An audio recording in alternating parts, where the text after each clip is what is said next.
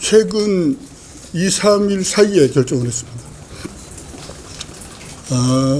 공천 파동에 관한 당 대표와 그리고 당의 공천을 책임진 분들의 태도에 너무나 실망을 하고 민주당이 더 이상 민주정당으로서 기능도 할 수 없을 뿐만 아니라 앞으로도 완전히 이재명 대표 1인 지배의 사당이 되고 그럼으로써 회생 불가능한 당이 될 것이라는 판단하에 민주당에 더 이상은 남을 수 있을 수 없겠다는 그런 판단을 내렸습니다. 그러면 새로운 미래의 당정이 가지고 대덕구에 설마? 네, 그럴 것입니다. 저는 이번 총선을 끝까지 완주할 것입니다. 저희 지역구민들과 더 지지하는 분들과 많은 상의를 했고 또 그분들의 의견을 들어서 새로운 미래에 합류하는 것으로 결정한 것입니다. 저 혼자 독단적으로 한 것이 아니고 지역의 많은 분들과 그 사이에 협의를 했습니다. 그 결과 새로운 미래에 가서 힘을 보태는 것이 좋겠다 이렇게 결정을 내렸습니다. 김종민 의원 같은 경우 새로운 미래를 위해서 세종갑이나 서울농단 출마도 지금 검토를 하고 있다고 보도가 나오고 있는데요. 의원님 같은 경우도 그렇다면 새로운 미래 어떤 승리를 위해서 대덕구 말고 다른 지역으로 출마할 가능성은 전혀 없는 건가요? 대덕구는 진보 개혁 세력에게 매우 힘든 험지입니다. 그 험지에서 저는 지난 20년 동안 7.8기로 자갈밭을 옥토를 가는 심정으로 지역구 관리를 위해서 노력해왔고 그러한 평가가 지난 총선에서 승리할 수 있었다고 생각합니다. 그리고 대덕구에 산적한 현안들을 해결하는 데 많은 노력을 해왔는데 아직 할 일이 많습니다. 그래서 제가 대덕구를 버리고 다른 지역으로 간다는 것들은 대덕구민들에게 불충한 일이 되기 때문에 저는 대덕구에서 정치적으로 뼈를 묻을 각오를 해왔기 때문에 승패에 연연하지 않고 대덕구민들께 제 약속을 지키고 제가 그동안 해왔던 일을 더 가속화시키는 그런 노력들을 경주할 것입니다.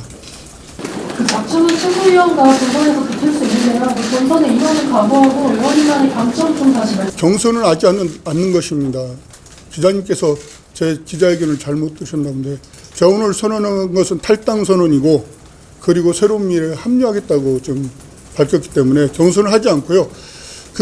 제가 임혁백 공관위원장으로부터 19일 날 하위 10%에 들었다는 통보를 받고 제가 그때 임혁백 공관위원장한테 분명히 확인했습니다. 무슨 근거로 저희가 하위 10%냐 납득할 수 없다 그랬더니 자기는 아는 내용이 하나도 없다. 단지 당으로부터 명단이 적힌 쪽지 한 장 받았을 뿐이다.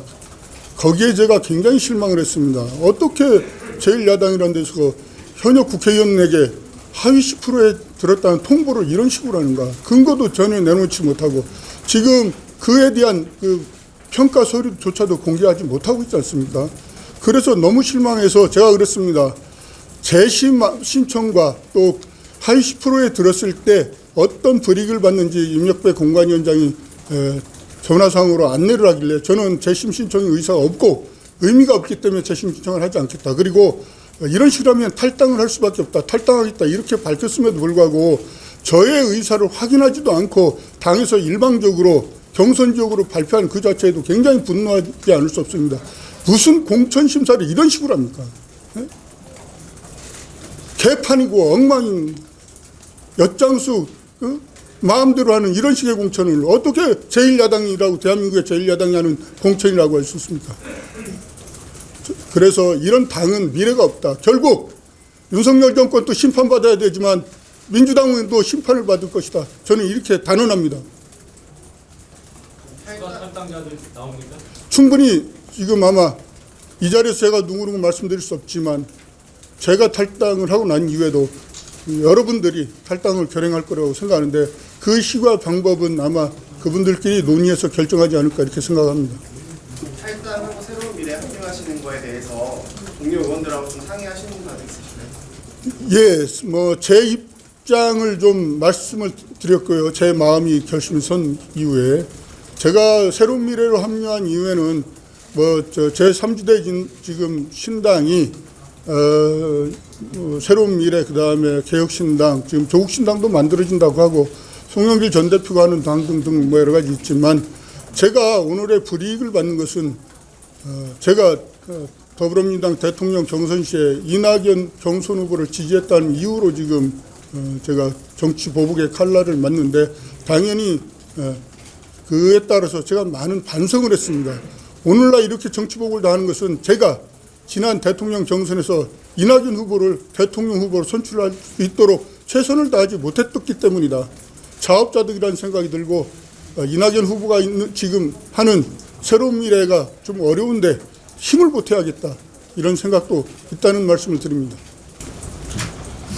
의원님께서 대덕이 보수 쪽이라고 말씀하셨는데 현재 국민의힘하고 딜타 박정현 딜자들 박정현 의원하고 의원님하고 3자 대결이 될 가능성이 많은 것 같은데 그때는 어떻게 지금 총선을 전망하고 계시는지. 뭐 일단 양대 정당이 거대 정당이기 때문에 쉽지는 않겠죠. 그러나 제가 대덕구에서 지난 19년 동안 대덕구민들과 함께 동고동락 해오고 또 우리 대덕구의 지역 발전을 위한 많은 산적한 묵은 숙제들을 많이 해결했습니다. 그러한 노력 그리고 초심을 잃지 않고 주민들의 어렵고 힘든 점들을 해결하기 위해서 열심히 노력한 점, 이런 점들을 우리 대덕구민들이 충분히 평가해주고 인정해 줄 거라고 믿고 반드시 승리할 것입니다. 할당 윤두나 의원님들 몇 분 정도 되는지 궁금합니다. 제가 몇 분이다 이렇게 말씀드리지 않는데 의미 있는 숫자가 도출될 것이다. 의미 있는 숫자 예, 그렇게 말씀드립니다. 의미 있는 숫자. 10명 내외. 충분히 그 수는 가능하지 않을까 이렇게 생각을 합니다. 오늘 뭐 임종무석 전 비서실장이 공천이 배제되고 지금 고민정 최고위원이 사퇴했다는 보도도 저도 뭐 뉴스로 들었습니다만 당이 깨지지 않는 게 천만다행이라고 생각해야 될 것입니다.